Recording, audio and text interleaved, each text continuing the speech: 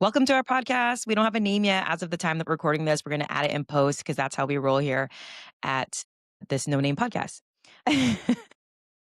Don't worry, we'll take care of it in post. Yeah. My name is Reyna.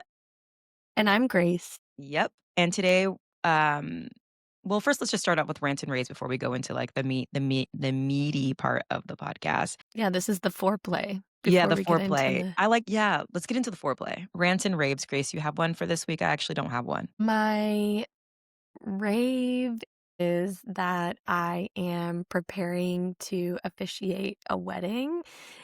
And I'm really excited because I've actually always had a secret dream of officiating a wedding. I did for an elopement, so it's not the same because you're doing a big one, but a lot of power is what I'm going to tell you. And my advice is to bask in the power as long as you can because you are the most powerful person at the wedding. And maybe that's unconventional advice because it's technically about this couple, but then why are you up there and why do you have a microphone? And so they've invested a lot of power into you and just savor those moments. That's my official advice. Oh my God. Well, I've been activating, I just led this power activation for my community, and it was about color powers and activating a color power. And I activated my pink power, like my love, my heart, and Got it. love power, because I was like, I feel like they chose me because they just know that I know love and that I'm spiritually tapped in and that I can make it.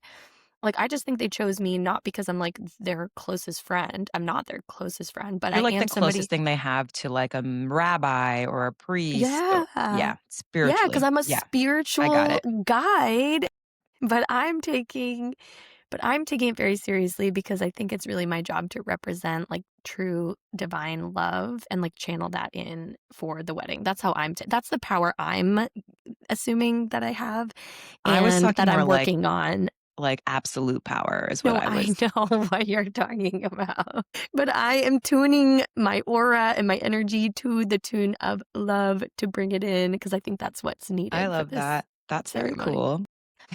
But anyway, I think it's going to be perfect and I'm really excited.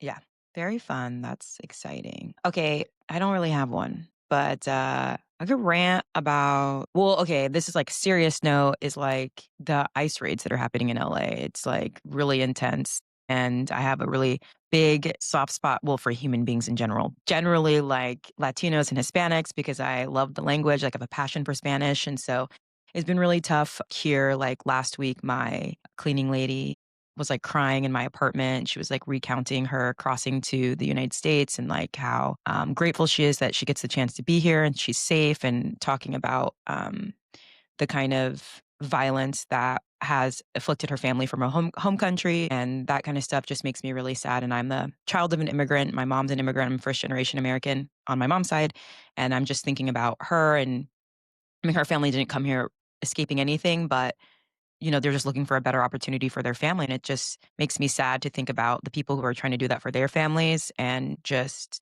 this kind of like, to me, Gestapo approach of rounding people up. So that's my rant. Kind of It's heavy, a but real, is yeah, real. worth Yeah. ranting Yeah. about for sure. But do you think that illegal immigration is a problem? In what sense? Like that if there's millions of people coming into the country undocumented, do you think that's something that should be regulated more and that I we should figure out how to not do that? Or do you not think it's a problem at all? I think that it should be easier to document the people. But the problem is a lot of times what happens is if you try to do it the legal way, they still get held in these like detention centers that are like prison camps that they don't get put out on bail and like.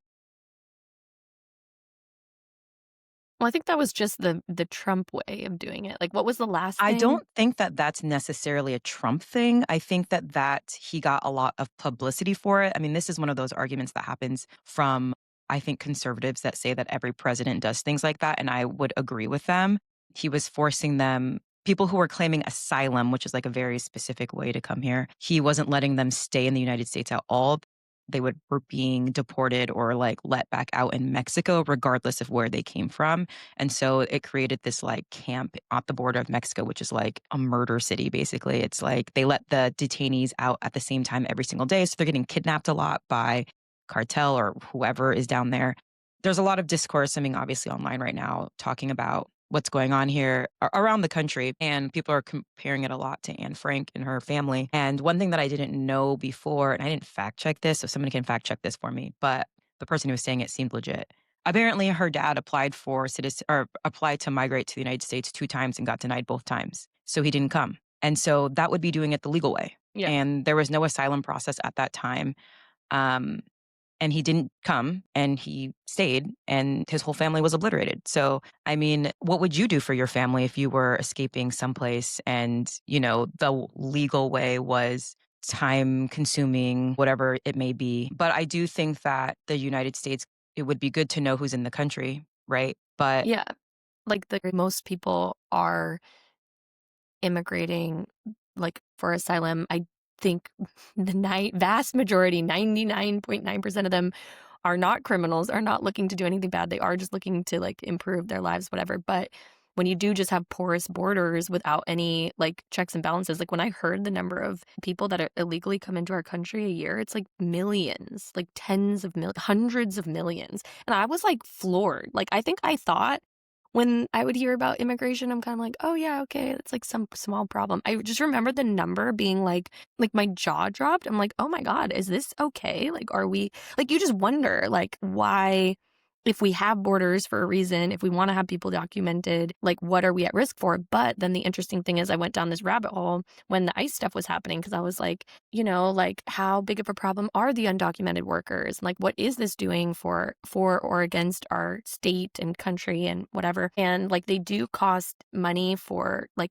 they can be on free healthcare without necessarily paying taxes, but some of them do pay taxes with fake social security numbers. Anyway, long story short, Ryan and I did some chat GPT mm, math and we figured out that it's probably about 1% of California's budget that is impacted. So in the grand scheme of things, it's not like the number, it was like we spend, I wish I could remember, like $900 million the number or sounds really something. scary, but Like, it's yeah, like, like I was like, shit, damn, that, wait, maybe we can't, like, can we afford to take all these people if they're not paying taxes and whatever and give them all free healthcare? that's I one mean, question. what are the benefits they're getting, right? They're getting But potentially what are the free benefits that education, they're free healthcare. contributing to the No, for economy? sure, for sure. And I But we feel were like doing it an exercise. We were outweighs. doing a thought Yeah. exercise of like, But what are can the you put actual. a monetary value on millions of people's lives? No, and I'm not saying, I'm just putting it down to brass tacks because, of course, like we could also say, yes, all people should come here, whatever. But at some point, you would wonder if you're going to hit an amount where like you can't just take care of the entire world. I'm just saying, like on the other end of the spectrum, Right, if but, you like, said I'm gonna say anybody could this, come here like, with it's no not matter what, no number caps, is what I think some of the conservatives fear. What if so many people come? that's how all the people got here. Don't you think it's very hypocritical to have Yeah. every single other person who is here come here? Yes, yes, yes. But you had to go through Ellis Island and whatever. Like you Yeah, did but have that to be process was documented. very easy. That's Yes, why no, I people agree. came Yeah, here. yeah, yeah. I'm not saying, yes, I agree. I agree. But I just, you're like, okay, so what is the problem? I was just trying to go down the thought experiment of like, what are the conservatives so worried about? Is there a real Well, problem here? Is there a real budget problem? And then when I looked at California's budget overall and found out this was 1% of it, and did you know we're like 100% over budget as a state right now? So that's a different problem. But anyway, what we could figure out that illegal immigration was factoring in was maybe 1%. So then I was like, oh, yeah. okay, we're fine. This is I not our mean, biggest problem. if it was ever about actually documenting people, it wouldn't be rounding up people who they would deem as, like, contributing to the economy, right? They're rounding up people at work. Yeah, which is crazy. That's crazy. This is where then you get into these black or white things where people are like, illegal immigrants are criminals. Okay, they're mostly not, but there also are cases of people coming in that maybe do have ill intentions. The majority of crime committed here is just by people who are citizens. Well, yeah. And you could argue that a terrorist organization, if they want to get in, can either way, but it's Right. like, I it also just think, makes it like, easier. yes, I think people who are nefarious are coming in either way, no matter what you do to the borders. I don't know if you've read about, like, the miles-long tunnels that the cartel will build underneath the border and stuff like that. So I don't really know what the solution is. I do think that if you make it easier for people to be documented, they just will do it. Yeah. And if you do it in a way that doesn't stoke fear, if you're not going to arrest them at their immigration court cases, like, people will do it. And then, if people are doing things that are illegal and they deserve to be deported, then fine, deport them. But being undocumented, as far as I understand it, is a civil problem, meaning it's not a criminal problem. Crossing the border illegally is a criminal problem. I think it's like a misdemeanor, but most people cross legally with visas and then And overstay they their just visas. stay. Yeah. And then the other thing I think it's just really tough to separate out is, the for-profit prisons are making a ton of money on this, and they donated a lot of money to the Trump campaign. I don't know if they donate to the Democratic campaigns. I'm not trying to say it's like, it's just probably a politician thing, but their stocks, the one I looked up the other day was the Geo Group, and their stock went up like by 80% the day of election day. They were the first company to max out their donations to Trump in July of 2024.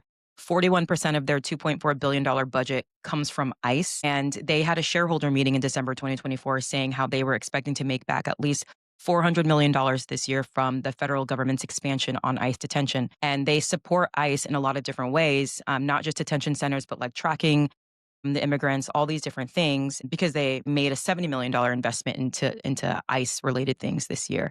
So this is just one for-profit prison I looked up. It took me like 5 minutes. Nothing was like a deep dive or anything like that. How can you really trust that the government really believes that this is the right thing to do when they're so tied up in for-profit prisons? And I just think for-profit prisons are disgusting. Like, just as a practice, like, we shouldn't be making money off of crime. I think there's a shift towards people wanting to like get people out of prison and not be putting people in prison so much. So they must have been like doing Yeah. bad. They have a bunch of in the report, it was like, "We can make at least $400 million on the empty beds we have." And they Like, we better also fill these beds. Who can we fill them with? legitimately. And Yeah. then I saw this, like, civil rights lawyer who was posting about it because he represents people who are detained in these immigration detention centers, and they get charged, like, $5 a call. It's not the same as when they're in jail and they have all these, like, rights or whatever. They're being used for labor, Hmm. and I have this Yeah. theory that the United States, the way it's built, the capitalism that we have here, has never figured out a way to survive without slave labor. And so a lot of the things that people put in place are just to get labor for as cheap as possible, because slave labor is legal if you're in jail, which I also think is gross.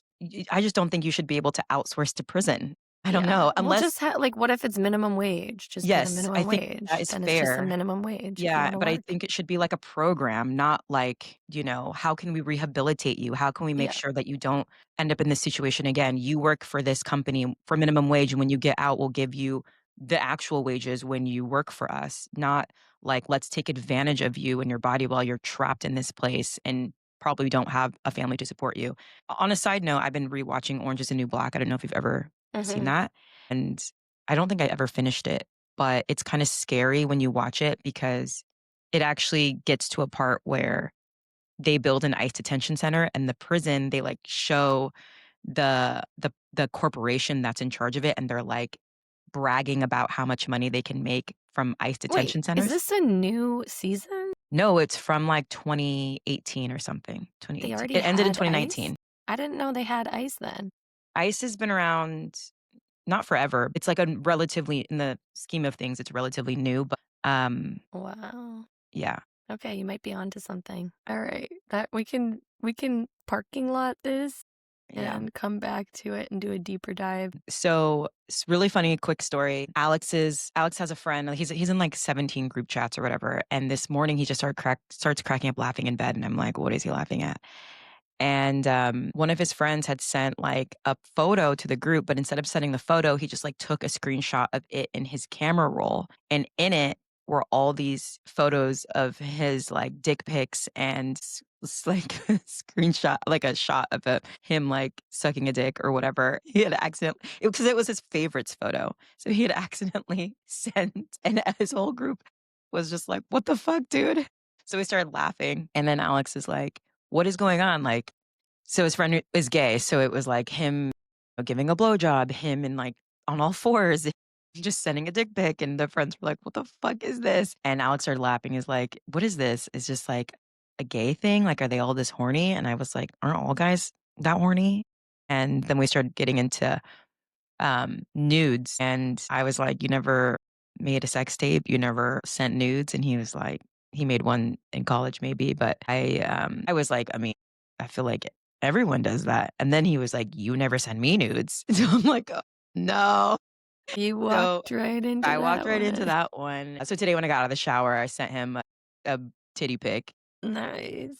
Yeah, so but then it got me thinking, like, why did I send so many more nudes when I was in my 20s? Is that because I felt differently? Is it because the times? Is it the relationship I have with my body now is different than it was then? Is it because I mean, me and Alex lived together, so I mean, I sent him a nude from my bathroom. He was in his office. He walked in the bathroom. I was naked still. So it's like, was the nude even necessary? That's Maybe is it that? What do you think? That's a good question. I mean, I feel like, yeah, when you're together, when you're like living with someone, it's kind of, there's less opportunities to do that. Like, I think when you're younger, when you're in your 20s, you're like dating. Yeah. Like, oh, I haven't seen you in 3 days. Like, don't Yeah. forget how hot I am. And when Yeah. you like live together, you're like, okay, can I have some space? Phase? Like, I want to like not look at your face for like a second. But that's kinda sad. I mean, I feel like I would be more likely to send pictures of myself, not, like, straight up. I don't think I send, like, full nudes, but, like, maybe, like, like, I'm making, like, a little thirst trap pic with, like, a little bit of a like, I'm trying to be sexy. I feel like I would send those if I was traveling or if Ryan was Yeah. traveling, more likely. So I do Yeah. think maybe there's, like, a physical proximity thing Yeah, that changes right? when you're older. Because a lot of relationships when you're in your 30s, you live together, whether or not you're married, or you just like spend all your time together. You inadvertently live at each other's houses, even if Yeah. you don't technically. So maybe that's part of it. But maybe people let us know. Are any people in their 30s still Gay people, apparently. doing it? Well, it is a little bit of their own. They They have do their own. they march to the beat of their own drum, which we love. I love. Yeah. Oh, it's a great drum, but it's a little, yeah, they have some It's a little spicy. uniqueness. Yeah. Yeah, I know. So, okay, so if taking nudes and sending nudes and stuff, maybe that changes. How do you think, what about like the sex itself? Is that changing as we're older? Yeah. I mean, I've noticed it a lot in some of my friends that I would call very open in the nicest way. Like open relationships No, like open? slutty, I meant, but I was trying to be nice. I was trying to be classy, okay?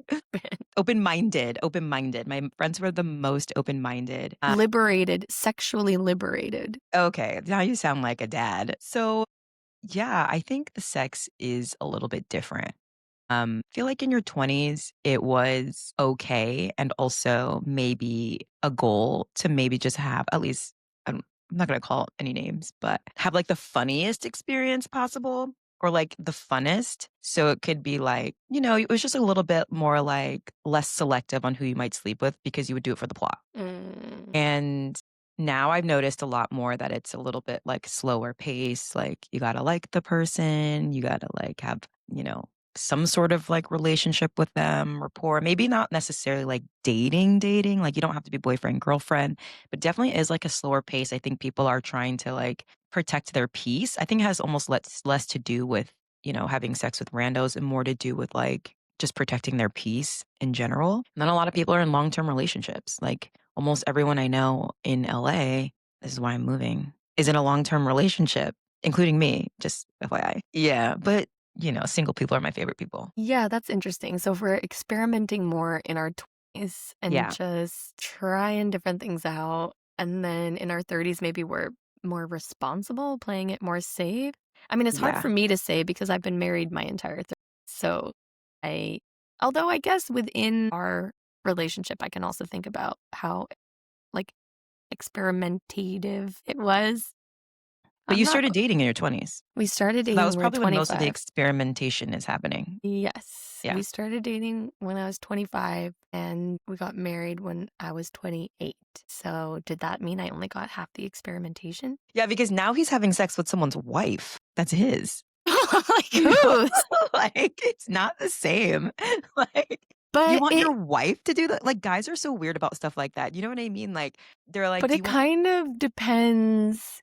I don't know if it's just me, but like to me, like the best sex is, well, I don't know if it's like that it's because you love them or, well, okay, now I'm like in my mind because I'm like, wait, do I love She Ryan so literally much hasn't had because our sex with sex is so good? anyone else in No, 10 years. but it's literally my favorite sex. Yeah. Like, I'm not, like, there's no part of me that's like, "Oh, but, like, I can't," like, there's stuff that I want that's, like, outside of this, or, like, I wish I could explore more, and it's so boring, it's so vanilla, it's the same. It's, like, doesn't feel like that, but I know that that's lucky. I don't think I've talked to other people in marriages and partnerships, and I'm That's like, what they say? no, it's not necessarily what they say, What do they s I feel like most people will say that they don't have sex, but won't really comment on, like, if what it's good. no, just, like, what's missing. You know what I mean? Like, people just be like, "We're not having sex," or "We haven't had sex in a while," but I guess I don't get a lot of feedback on if they know why, and if it has to do with the sex Why married itself. people don't have sex. Yeah. Or Okay, yeah. I can comment on this. So, first disclaimer, I am married and I do have sex, but I think when you're married, you go through a lot of seasons together. And it also can happen when you're in a long term relationship. I Yeah. also think people in long term relationships have a lot of the same like ebbs and flows in their sex life. And I think some of it is normal. So, for example, once you get past that initial infatuation and then you're like, okay, great, like we can have sex whenever, it also means that then if you're like kind of tired, you're like, well, whatever, we'll just have sex tomorrow. It's like, Yeah. and then that can turn into sometimes just like getting out of the rhythm of it versus when you're younger, talk about in your 20s, you'd be like, oh my God, I'm sleeping over at his house. We're definitely going to have sex tonight. And then like you Yeah. won't see him for a couple nights, you know. But when you live together, when you're married, you're together day in and day out. There's a lot of like excuses that come up of like, oh, I'm tired right now, maybe later, maybe tomorrow, right? And then factor in, so there's like life stress, of course, people being stressed at work, different things. And then certainly when you add in children and kids and being parents, that's a whole nother layer of like excuses. I call them excuses, but when you're in the season, it's actually totally fine and healthy to have Yeah. gaps. But I call it excuses because at some point, I also think you have to take a step back and be like, oh, we can just like start having sex again and you could like get Yeah. back into it. And I think people like really psych themselves out for a lot of reasons. But as a woman, like when your body changes, first when you're pregnant, you're going through like all sorts of different emotions and your body's changing and you don't feel like yourself and things feel different. Maybe you feel self conscious about your body. And then, let alone postpartum, I mean, you're not even allowed to have sex at first because you're healing. Like Yeah. and some people tear and like stuff happens and they're like, they don't feel well and healthy and like I feel like whole. a lot of people who are postpartum also just are not horny. Well, the other thing is when you're postpartum and for a time following when you're not getting any sleep, it's like sex is the last thing on your mind. If you're exhausted, tired, depleted, you're like borderline depressed and anxious, like all these postpartum hormones. It's like the last thing on your mind is like being like, "Ooh, yeah, like I feel good. Let's hook up." It's like you're trying to survive. You're in Yeah. survival mode, you know? But at some point, you have to be willing to like get back on the horse, if you will. And I think I can just attest to being a mom of two and to say that like the first time you have sex after having a baby is almost like losing your virginity all over again. Does your vagina feel different? Yes, it does. Okay, when you have sex for the first time, my experience, but I've had sex for the first time after each child, so I've had two different experiences. It is a mind fuck because it doesn't feel the same for me as the woman. I don't feel the same. Things feel looser, right? I feel self-conscious about it. Everything feels weird. I I'm already haven't put loose, anything so up it doesn't there. even matter. I haven't, but like I feel like noticeably looser than the last time we had sex, which was Yeah. before I had a Okay, baby, wait. right? I just wanna clear this up. I'm actually not loose. It's just I You feel get like too wet. Yes, I get really I wet. feel like I'm like, "Oh, yeah, you wanna come in here? Come on in." First, I think it's more the woman feels super self-conscious and feels different. Like, one of the biggest things that changed for me too wasn't even just down below. It was like after breastfeeding, my nipples were way less sensitive. So things that used to turn me on not feel the same. And I actually like really didn't want my boobs or nipples like touched at all, which was very different than how I was Yeah, because it's before. food. But literally think about it being like, you're in like almost like a new body and then it's like, okay, now have sex. And you're like, wait, what? But everything feels different and things that used to feel good don't. And like, I need to find a new thing. So it's almost like losing your virginity. So there can be a lot of self-consciousness, a lot of fear, a lot of hesitation. I know some women that have waited like several months after they have a baby to have sex again. Me too. because of like the fear of like being like, oh, I don't know. But I think of it as like ripping off a band-aid, because once you get over the first time, and if you can kind of be with it, I mean, I probably like cried or something the I first would time. be laughing at you, but I've cried during sex and I'm not Yeah, proud of like it. I probably cried the first time, but then like the second time, you're like, oh, okay. You just have to kind of like get over the hump. Like I feel like all these metaphors or phrases are like Yeah. innuendos, but you kind of get over the hump of it, and then you start to get back in touch with like, okay, what does my new body want? How does like this? And I don't mean new body, like it's just like my body now. What's going to feel good? How are we going to do this? And you get to kind of re-explore and learn together again in a new season, but you can't really compare it to before. It's just different. Now, I do know that I was looser at the beginning, but then it starts to tighten up, because the thing about our vagina, it literally stretches out to let the baby out. And think of like, I don't know if we have the right materials that work in the same way, but it's not like something that you stretch it out once and then it stays stretched out forever. It literally comes back in, Elastic. but you have to give it a little bit of time. And guess how part of it works? Like Kegels and stuff. People talk about Kegels to like tighten up. Okay, that is your pelvic floor working. So that if during pregnancy you're working on like loosening the pelvic floor, opening the pelvic floor, letting it be open for birth, which it needs to be, and that's what you're actively working on. Then after birth, you need to do like, it's going to take a little bit of time to like bring that back in, to work on not tightening the pelvic floor, but like toning it to be able to like be a little bit firmer. And guess what? One of the easiest ways to do that is Sex. sex. Orgasm. Yes. We like through sex, you're using your pelvic floor. So like, I felt like maybe felt loose the first time I ever had sex. And then fast forward to like, a few weeks later, I didn't feel as loose anymore. I felt more like, oh, okay, like, you know what I mean? So I think women get really scared and turned off as like, oh my God, it's not the same. And it's like, yeah, because we're not machines. Like we're a changing, growing, changing body. Now, We're not if machines yet. I know. If you ask Ryan, I can't remember if he would say it felt different. I think he said it felt different, but it still felt really good. Like waiting, they're like waiting, they're like, oh, we can't have sex for like 6 weeks, 2 months, whatever. And then like when it's finally time, they're like so excited that he's like, oh yeah, it felt different, but it felt so good. I'm like, yeah, of course, because you're just like happy to be back. So I think I don't know. He did a good job of never making me feel self-conscious about it.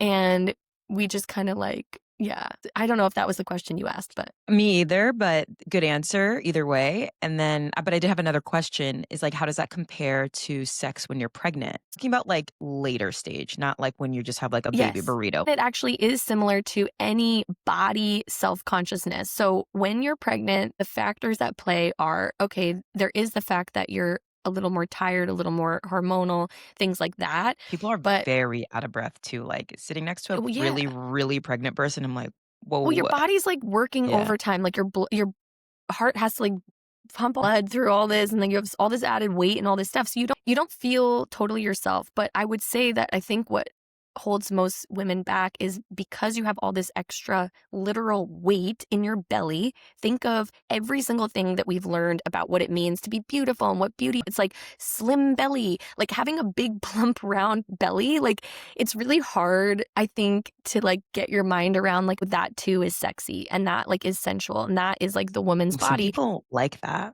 also. Yeah. I mean, I loved being in my pregnant body, and I thought I like felt like I was like feeling myself in it, and we had good sex when I was pregnant. It's not so much your vagina being different when you're pregnant. It's more like how you feel about your body, if you feel good. But I think a lot of women, let's say you were already a little bit overweight, then you get pregnant, then you feel huge. So I Yeah. think it's also like if you are still kind of like somewhat slim and you just have a belly, maybe you're like, oh, it's cute. But I know a Actually, lot I of think women that don't some feel. really slim people too, who have never been bigger before, also don't like. They like are so uncomfortable because it's so different and so new. I will also say what I remember from your pregnancies though is that you didn't feel this way during your first pregnancy. Yes, my first pregnancy, I was much more body self-conscious. I just felt kind of like icky, and it was more actually, it wasn't the later stage. It was more the early stage, because you just feel like you're gaining weight, but it don't feel like you have the pregnant belly, so I just felt fat. I just Yeah. felt bloated and like I was gaining a lot of weight in my hips and I just felt Mm. like bigger, but without any actual legitimate like excuse of why. Of like, "Oh, look, I'm pregnant." It was just like, "Oh, I'm just kinda like big and Yeah. I have this like puffy tummy." I think it's actually cuter at the end stages, or at least it Yeah. felt cuter to me. But the second time around, I gave myself a lot more grace for my body because I was able to be more in the moment of saying like, "Wow, this is only like a really short phase and then it passes." And I think the first time around, you feel like everything feels like it's gonna be forever until you shift to the next phase and you're like, "Oh my god, now we're in a whole new body." Yeah. Like, it's like constantly changing. But I don't know, I know you've dealt with some varying levels of like body consciousness. Yeah. Does it sound different or the same as what you've dealt with, not from the pregnant sense, I but mean, the from like vagina part does not the same, obviously. My vagina is what it is. But the part that is the same, I think, is just the feeling uncomfortable in your body that is different than what it was before. I mean, to put into context, like I have PCOS and I've gained like 30 pounds since I came off of birth control in 2020. I just like can't see any movement and I've tried so many different things. And I think that is where the poor relationship with my body starts. It's when I'm trying to will it to do something and it's not cooperating. And so then it feels like having sex, it's like, why would I want to do that? Like, you won't even like do this one thing for me. How am I going to even like show up for myself in a vulnerable way during sex? And I think the main difference between like what you're describing, what I've been going through or am going through or have been going through, whatever, is like you knowing that it's temporary, right? Like for me, it started off that way. And then over years, it's like, is this just like my new body? And it's very hard when you're trying to lose weight. You need to hold two truths together at the same time. One is that this is your body and you have to love it the way it is. And two, I don't want to look like this. So that's very hard to do. And I haven't quite mastered it yet, but I do think I'm in a better place now than I have been in the past few years. Just like, trying not to look at my body as public enemy number one, even though like, it can definitely feel that way at times, but it has definitely impacted my sex life. I feel like I just like haven't felt like myself. And it's more about that than it is about the actual sex. Like sex, I mean, actually is a big part of like my personality, which sounds crazy to say if you don't know me, but if you know me, you know what I'm talking about. It's like just, something that's always talking on about my sex, yeah, not like in a joking horny about way, but it's just sex, like, yeah, like, whatever. eating dick-shaped foods. Yeah. Oh my god, I thought you were just gonna say eating dick. I was like, "What? Okay, way to throw my business out there." But, yeah, dick-shaped No, you're foods, like the yes, kid in, super bad. Superbad. Yeah, corn dogs, popsicles. You know how many dick-shaped foods there are? Anyway, um yeah, exactly, and so I think that has been tough, and luckily, like, Alex, my boyfriend, is really supportive, and, I mean, obviously, he just loves my body no matter what it looks like, but you almost can't, like, believe somebody because 'cause you're like, "How could anybody love me?" Once we did a naked exercise where we just because my therapist told us to, we just, like, stare at each other naked, and then I just started crying, like, burst into tears, and he was started panicking because he was like, "Did we do it wrong?" But But that's part of it, it's I the think you do it right. You vulnerability. do it right, yeah. Yeah. I So think that's I something that prescribed that to you. I think you both did, to be honest, but, yeah, so we're, like, taking it day by day, and I've had, like, a kind of a resurgence of self in the past, like, couple months. I've had this really big kind of pull or push towards a makeover. I've been calling it a makeover, I don't know another way to say it, but it has to do with, like, the physical and the energy, and so I would just, like, woke up one day and I was like, "I am so tired of not feeling hot. I'm just gonna feel hot now." And it's been working really well. I got a bunch of new clothes. Every time I look in the mirror now, I'm like, I like am hot though. So it's kind of crazy how much your mind controls your perception of the world because my body is the same. Yep. Yep. And so interesting how, like, sometimes us women are more self-conscious about like, we are more.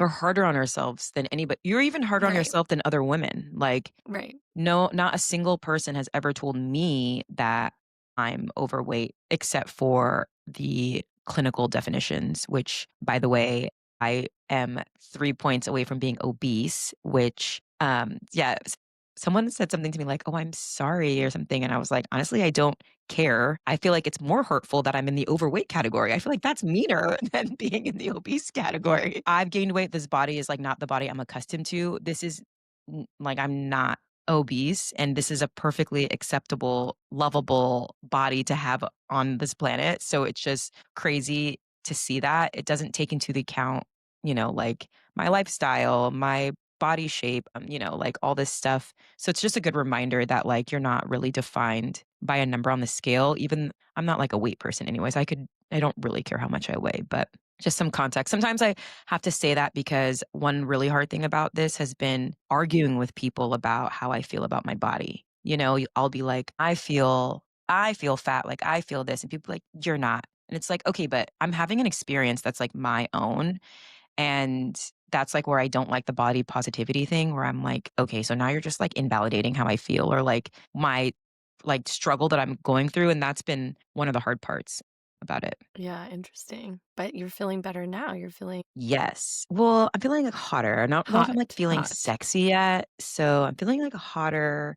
What And, is the difference between hot and sexy? I think sexy is like, doesn't, I feel like sexy gives a sex vibe. Okay. And hot's just a hot vibe. Yeah. I think you can be just hot, like a hot girl, but sexy is like an attitude, a vibe, that you put out. I don't think you can put out hot vibes. I think it's like check yes or check no. Are you hot or not? I think Wait, so are they mutually okay? You can you can be be both. hot and Yes. you can be sexy. Can Yes. you be sexy and not be hot? Yes. Okay. Yes. Okay. Like, well, Got it. Yeah. like just like Like the how guys can be attitude. ugly hot, Ugly hot? like lip. No.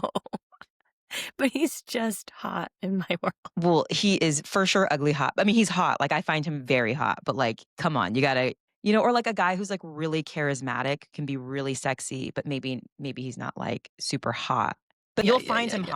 hot. Women's Yeah. plane of attraction is three-dimensional. So like I I think it's hard to tease out. But like a lot of times if you find someone sexy, you'll find them hot. But for me personally, I think that you can be sexy and not conventionally hot. Okay, so let me ask you a question. Since this newfound hot makeover, have you guys been having more sex? Yes, but it's not because of the makeover, it's more because we're just more like, "Let's just start having sex." Well, maybe, or did having more sex then initiate the makeover? Because you started feeling like a little bit like, oh, I I'm think back it's in my just body. I'm no, back. I don't Like think, like, one caused the other. I think it's like a coalesce, how, like, they're happening at the same they're time because just they're happening both at the same time. part They're of. not necessarily my relationship with my body to me is my own and has nothing to do with Alex. He's just, like, there with me.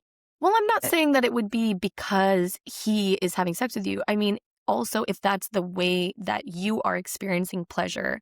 I mean, I don't know what you were doing before when you guys weren't having sex, if you were still self pleasuring. I just mean like the fact that if you're in more pleasure in your body, regardless, like it's not really about him, but I'm wondering if that was a manifestation of the same change that's happening within for I your feel like the hotness. way that change happens for me is like a tidal wave. It's like Alex is different. He's like one thing at a time, one thing at a time. And I'm like everything at one time is fine. Like just change Now we're everything. having sex. Now I'm being hot. Yes. I'm getting a new No, wardrobe. belt, man. Come on. Yeah. He's Okay. like Alex is like, "What?" I'm like, "See, I'm not hot without the belt, but now with the belt on, I'm hot." And he's like, "Whatever." But I'm excited for this. yeah, me too. I mean, it's already happening. It's done. I mean, it's not finished, but it's done. It's happening. We can't stop Yeah. it. Now it's like a freight train. And people are going to be sad that I'm back. Why are they gonna be sad? I don't know. Just like me unleashed on the world, very hot, very confident. Are we It's ready? trouble. No, no one's ready. We're not And I'm ready. moving to New York. Come on. It's a New York glow up. New York No, but it's Reyna. happened Life changes, time. identity changes, Yeah. life changes. Yeah, I So, get I it. mean, yeah, like the Image. other day, I did something that we're kind of off topic, but it has to do with sex. I did something the other day that I haven't done in a long time. I came home really drunk. No, I've done that. But Alex and I hooked up on the couch, so I was naked, Mm. and usually I Mm. put my clothes back on, but I didn't. Instead, Mm. I watched videos of Ed Sheeran on YouTube and danced naked in my living room for like an hour. See, that is the vibe. Yes, and I used to do stuff like that all the time when I was in my 20s. I would come home, get naked, dance around, go to bed, whatever. And when I stopped loving my body, I stopped doing stuff like that. Mm. Yeah. You gotta be comfortable in your own body, in your own skin. That's why, like, naked stuff is actually so liberating, and Anyway, I'm a big proponent of, like, getting naked every once in a while, like, with other people, like, or in just, like, Yeah, ways skinny that feel dipping. uncomfortable, ways that feel maybe, like, over the limit, but it's because, like, okay, if you can't even just be comfortable in your own skin, your own body, like, of course, no wonder you're afraid to have sex with your husband. Yeah. Here's the thing though, I'm always getting naked in front of people. The weird thing I think about me is that the body image struggles have been kind of private because I have still been continuing to get naked in front of people, but Mm, not like naked at home.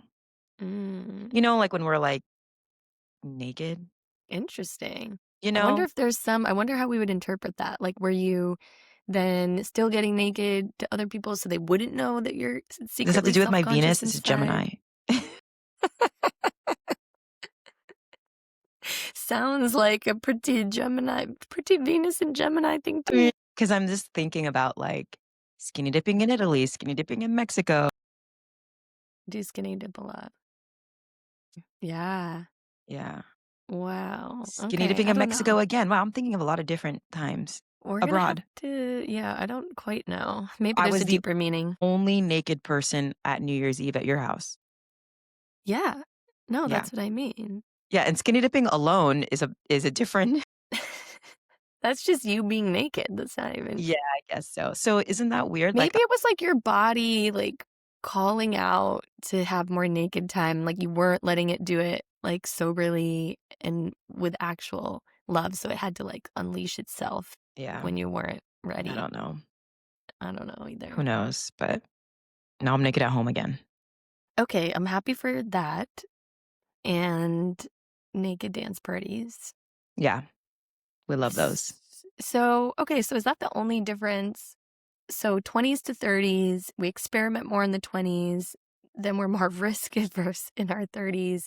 Well, honestly, the body comfortability, I I don't think know if it's a that's really huge. age dependent because think about in your 20s, you're actually Yeah, sometimes, I know a lot of 20-year-old girls that are really body self conscious, even though they actually have great bodies. And then that's in their true. 30s, maybe their body is actually like, oh, they're gaining a little extra weight or something, but then they may or may not be.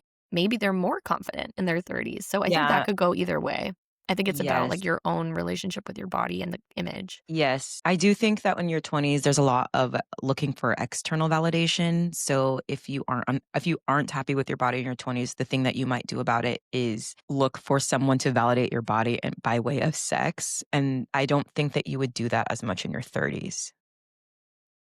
What Yeah. about the fact that, like, energetically, spiritually, they say that when you're having sex with randos, it's like a big, I mean, you're like merging your spirits basically. So it's like a pretty powerful What do I thing think about that? energetically. Man, Do I've you had think that that's part of why 30-year-olds are like protecting? You said protecting your peace, but I'm like, I think it's like protecting your like chi a little bit of like, ooh, do I want to let that I person in love every my rando though. They're so field? cool. Yeah, I think there's probably a lot to do with that. I mean, the lifestyle is also just a lot different, right? Like people want to be around people they know and care about and already have relationships with. Yeah, I don't know. Instead of strangers. Instead of strangers. Yeah. And the social circles are different too. Like I think at least for us, we went to USC and then we were in LA after college and you were at that crazy gym. We were in like determined social circles a lot. So I think that also goes into how you're interacting with your group because they were like it felt like almost like high school. You know what I mean? Like high school but in your 20s. Yeah, there's like a social group that Yeah. you're part of that Yeah. has your friends and then also the tangential people that you might hook up with. It's like a hookup pool, basically. Yes. And then now all that's left in our 30s is Are like your married actual people. friends, and then they're married Yeah. or whatever. There's Or not a lot of like divorced, hookup have people divorced people or available. long-term relationships. I mean, and you mentioned swinging one time and everybody leaves your house. Well, that's a story for another day. We'll circle back on that one. Yeah, I think that has a lot to do with it. And people So do have you babies. think okay, I have a question. Do you think just like get into the heart of it, get into the climax of it, do you think like your orgasms were better in your 20s or are those better now? For me right now, I'm not orgasming properly. That is like one of the physical symptoms I'm having. I kind of think it's because of the weight gain too. Like my libido is different, it's lower, but I also do think like physically my body is different. And I don't know that I have figured out how to manage or like it's so like you can't compare, you know? Yeah. And so my body's different. So maybe the orgasms just are different, or maybe I'm not doing the thing that I need to do. Like That's a anal process. stimulation? No, I've done that. But I was trying to think of, like, are there other, like I'm thinking physically, mechanically, are there no, other I things that know. need to No, happen? I'm like, what? You've tried things. No, not that, but, you know, that is one of the top options right now. Interesting. Well, Yeah, you we're can not gonna be experiment sending with this one some to of our that. parents. I've said this before to you when you were saying that you were having trouble orgasming, whenever for me, in the work that I'm in spiritually, energetically, when people have like a symptom, oftentimes there's like a way of reading that. It's like, what is the message that is trying to get across? So Yeah, when you said you're having trouble climaxing, I'm like, that to me, I wonder if there's like a lack of stimulation, like in your in life, life. not just in the bedroom, but it's like, where are you not stimulated? Where are you like not? Or maybe it's, think about like climax itself. Like, where are you not in this like orgasmic, climactic energy in life is a question. But I mean, I think you're making really big changes now, so maybe that'll help. Maybe you'll get to New York and then you'll just be like Just we're just coming all coming all over over the place everywhere. on the fucking subway, coming on the subway. Just like They're like, ma'am, this is a Wendy's." that would be cool. That would be Yeah, cool. just become like the Brooklyn jerker. I'm just like jerking off everywhere. But also, I also think that part of your makeover, I'm just calling it a makeover because you called it a It's a makeover, makeover. but it's also like starting this podcast, being seen publicly in a different way, in this creative outlet, and this like unleashing of this whole other part of you that didn't necessarily have a platform or a place. Yeah, Yeah, it's like an talking speaking of that all tidal wave, there's a lot of things. yeah, it's like an all-encompassing makeover. It's not just my new purses and belts and There's something shoes. coming on the tidal Coming, wave. coming. Yeah, it doesn't yeah, it's like a very layered situation that I'm dealing with. So we'll see what happens. I'll keep you posted. What could somebody do if they aren't enjoying sex, if their body's changed? I mean, we're talking about a lot of the changes you're making. What about if there's somebody that's like been in a long-term relationship for a long time and they feel like they're just in a rut? Because you just said that, you and your partner just actively decided to have more sex Yeah. recently. What could somebody do if they feel like they're in a rut with their partner? Maybe it's a long-term partner, or they're just like in a dry spell and they want to get it going. What do you think? I think it What could depends they do? on what your dry spell is. I think a dry spell because of like, oh, we're really busy, oh, blah, blah, blah. Just have sex. That's easy. Just have it.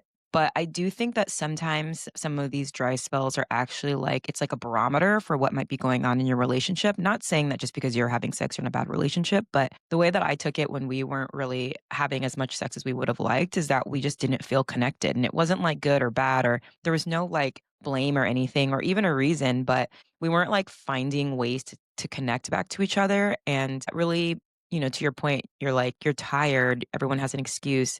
Well, if you don't feel connected with somebody, you're not going to be like, should I give up 30 minutes of sleep to have sex? It's like, I'd just rather sleep.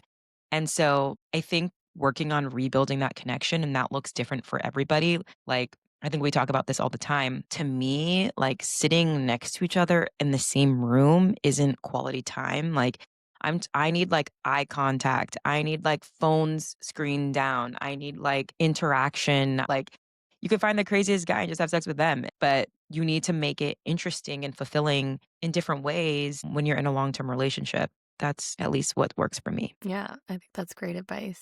That it can be a symptom of a lack of connection, lack of Yeah. vulnerability, or like one Yeah. intimacy, Well, right? and It's the that's what I was physical intimacy, but yes. it's sometimes you don't want to be physically intimate if you're not being emotionally intimate. Yeah, and what I will say too is that I feel like one really hard thing to deal with is once your sexual intimacy starts declining, the other parts of intimacy decline too. And I think you really need those parts. Like you need to hold hands, you need to kiss, you need to have these moments of touch that don't lead to sex. Not every time that you kiss does it need to lead to sex. Sometimes I feel like people forget that you like to do those things and it doesn't have to end in sex. And then I think when you're skipping those things and you're only using them as a tool to get to sex, then it can feel like those things aren't as enjoyable, like because it's a means to an end instead This of, literal foreplay instead of just yes, like just well, or play, it could play. be well, if it's play, it can even be the beginning stages of then building up to something new, but it doesn't have to be. It just Yes. is whatever. Yeah. It's not like, "Oh, now we're gonna start making out because we said we'd have sex." Yeah. Yeah. It's just like maybe you make out really hard and then at the end you're like, Done. "Should we have sex?" Yeah. Should we do it? Cool, I like that. Yeah. A lot of tips over here. You also named some things that I think people could definitely do: naked time, But yeah, eye then naked gazing. time.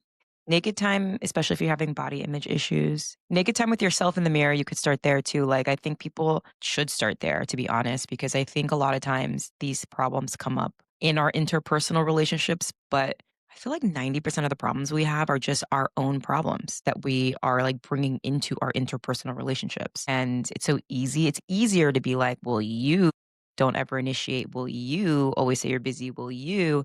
But a lot of times it's like, okay, but what can you control and what can you be doing? So, I mean, honestly, if you don't want to do naked time with your partner, do naked time by yourself. Do naked time in the mirror. Another thing I would say that I feel like we brought this up recently with a friend is to like take a little bit of time to like get dressed up and like put a little Yeah. makeup on. And like I think sometimes also when you just live with a partner day in, day out, your roommates, your parents, you're like seeing, whatever, you're like in the house. So you're not necessarily always like getting up, getting dressed, like looking nice. Like think about the difference between when you go on a date when you're young Yeah. and you're like, oh my God, I'm gonna like do my hair and like pick up my outfit, to then when you're older and you're just like, well, whatever, let's just go to the Thai place in our sweatpants and get some food, right? Yeah.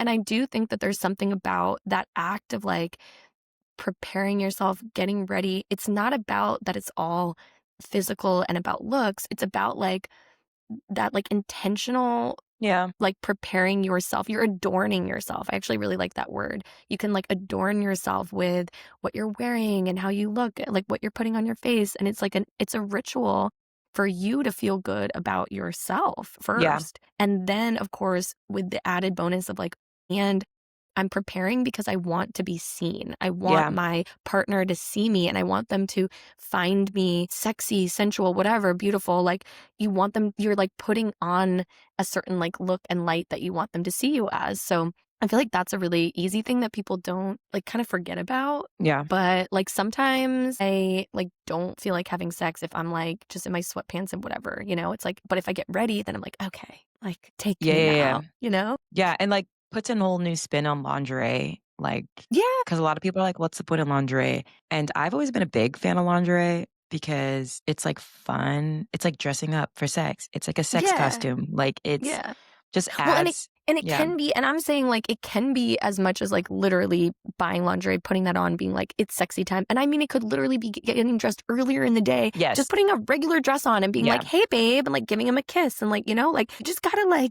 It's like what are you changing in your appearance to be like, now I want you to look at me this way Yeah. when I you're just think it's like partners and you live a together. way of like, just like showing up for Yeah, yourself too. Like yeah, people just feel better when they get ready. Otherwise, why exactly. would they ever get ready? Like if you go to a wedding or when you go out to dinner, with your friends or whatever, people are always getting ready. I mean, and if that's not you, then okay, then this is a different story. But most people feel better when they get a little bit ready.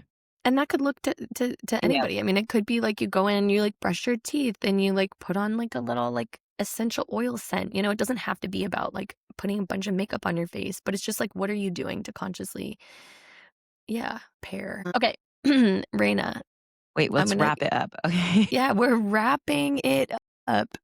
Wrap it up. Oh yeah, Put there a is a lot of rubber on it. sexual innuendos in this podcast, unintentional. All right, let's We're wrap it up, guys. putting a rubber on. Okay, I'm gonna give you some do's or don'ts, Okay. and they're gonna be sexual. Okay, yeah. Give Okay. it to me, baby. So, first one is sex toys, do or don't. Do, but I never had used one until recently. And we don't really use it often. Actually, just mostly use it alone when we do use it. And when we're together, we don't use it together because it isn't really set up for co partner use. I'm going to say What is do. it? It's a vibrator. Oh, okay. but it's like like big, not like big. I don't know how to describe it. It's Is like it the one that Samantha has in Sex and the City? That's like a no, but it has like massager? same look. So it's like not easy to use with a partner. But I'm gonna say do, but with a caveat of like it can't like replace a person. Okay, fair. Yeah. I think some people can be in love with their vibrators. Okay, this isn't really a do or don't. Can Well, I what is change it? the questions? I was gonna say, what's the birth control of your choice? I'm on an IUD right now. I have been for like a year.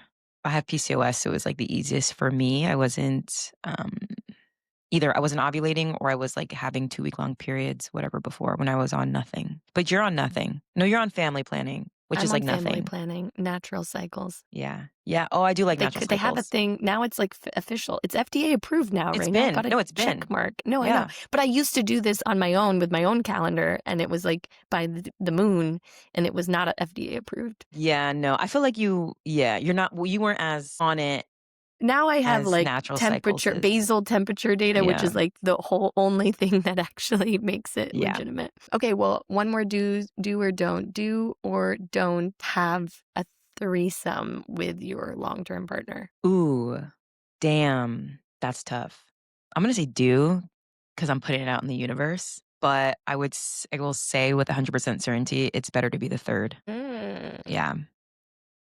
Cause like, it just is. You get to get in, get out, and go home. You don't have to deal with the mess, the If there drama. is one. I mean, hopefully Yes. there's not, but like you're really risking a lot for an hour or two, right? Like Yeah. things can explode. And I've heard a lot of horror stories about people with long-term partners who have invited a third in and it doesn't end up. I mean, we all know about the Aubrey Marcus dilemma. Who's Aubrey Marcus? Remember the guy I told you about? The spiritual guy who, like, now is Oh, taking a third wife or whatever, I second was like, wow, wife. she just government named somebody right here. No, don't worry, he did it to himself. Yeah, yeah, yeah. The spiritual wellness community people out there know what I mean. Yeah. What do you think? That same question. I think it's something in theory that I'm like, yeah, I could be open to that in theory because Ryan and I try to we decided this once that we would be open to being open. Like, we're in a monogamous relationship, but we wanted it to never feel like entrapping to the other person. And we Yeah. always wanted it to feel like there was like an openness of being able to share desires and like talk about things and like figure out together how we could both stay satisfied and happy.